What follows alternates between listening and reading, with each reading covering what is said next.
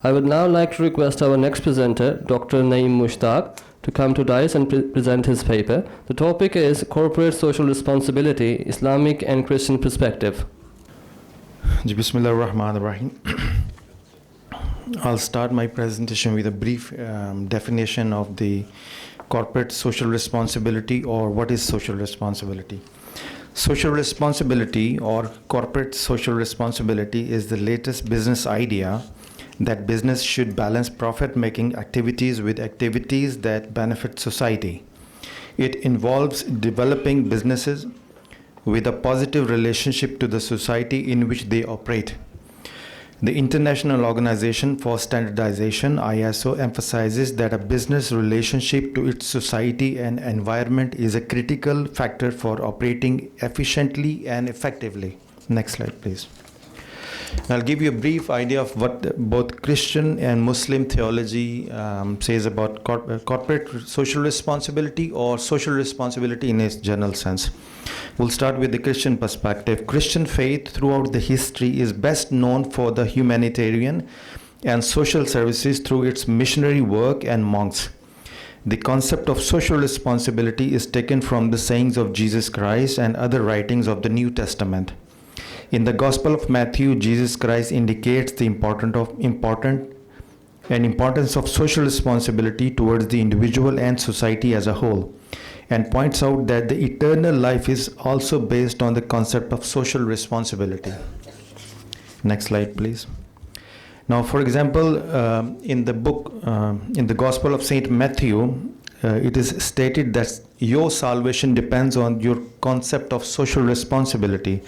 I like to read briefly from the book of Matthew, chapter 25. It will give you some idea of how the idea of salvation and eternal life is linked with social responsibility.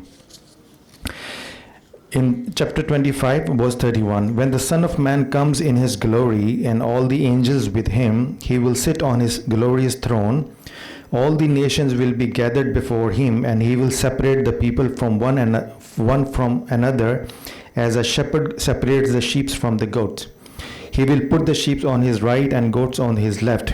Then the king will say to those on his right, "Come, who are blessed by my Father, take your inheritance, the kingdom prepared for you since the creation of the world.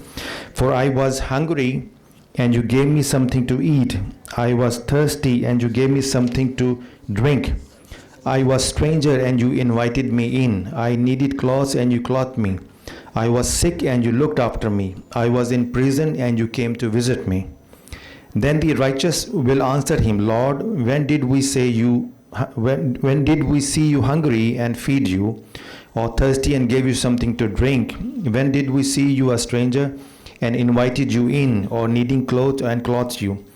When did we see you sick or in prison and go to visit you?" The king will reply, "Truly I tell you, whatever you did for one of these, for my brothers and sisters, you did it for me." And the same discussion goes on till chapter 26. The summary of the chapter is this: whatever you do for the people, you will be rewarded in the life hereafter. And if you want to get close to the God, according to the teachings of the Jesus Christ, you have to learn to share the suffering and pain and service of the other in your society. Exactly the same concept has been discussed in the book of Mishkat, the book of Hadith number 1442. And this is a common concept, theological concept, both in Islam and Christianity, that if you want to be saved, if you want to get eternal life, if you want to be near to God, you need to learn to share the suffering and pain of your community people. You need to learn to serve other people. That is the basic and foundation idea of the social responsibility. Next slide, please. The same goes for in the Sermon on the Mount, a very beautiful, I would call it a manifesto for the social responsibility from a Christian perspective, where you can see the social service. The idea is available in Matthew chapter 5, verse 15, and then social righteousness. The idea is available in chapter 5 of Matthew and verse 20. And also the social responsibility is considered a universal value in chapter 5, verse 44 and 45.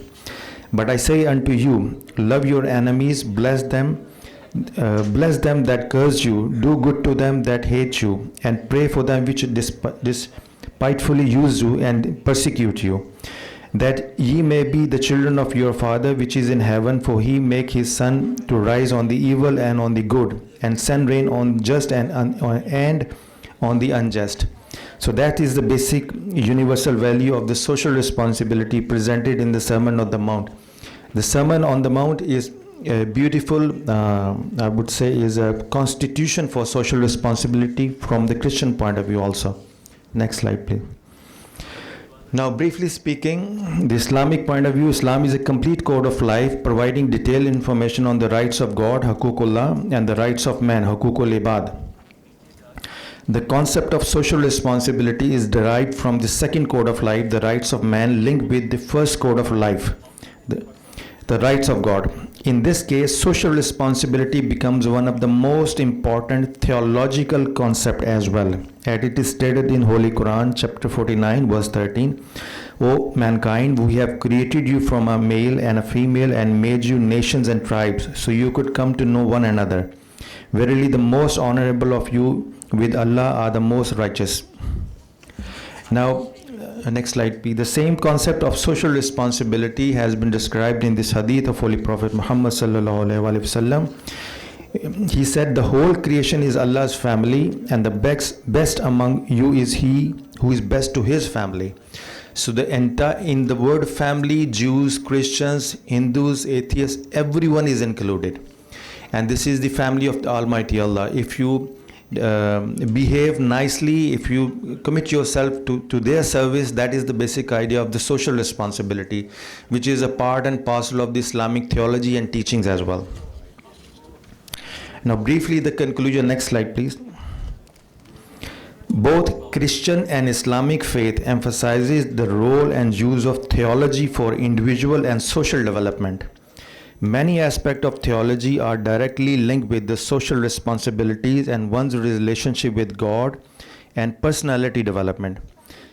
Personality development is based on fulfilling those responsibilities as clearly mentioned in Islamic and Christian theology. Both Christian and Muslim communities can work together and join hands for the development of society and promote intra and interfaith dialogue based on social responsibility concepts, which historically are already being practiced with different academic titles. Social responsibility is a new business concept, but it has been a part and parcel of both Christian and Muslim theology. Christian and Muslim Islamic mysticism practices Christian and Islamic mysticism practices are all based on social responsibility concepts and linking those responsibilities with the pleasure of Allah and Jesus Christ. So in Islam and Christianity, these concepts are being practiced either in the form of tasawwuf or Sufis, or in Christian theology, it is a part of theology, and as well as a part of Christian missionary traditions as well. Thank you very much.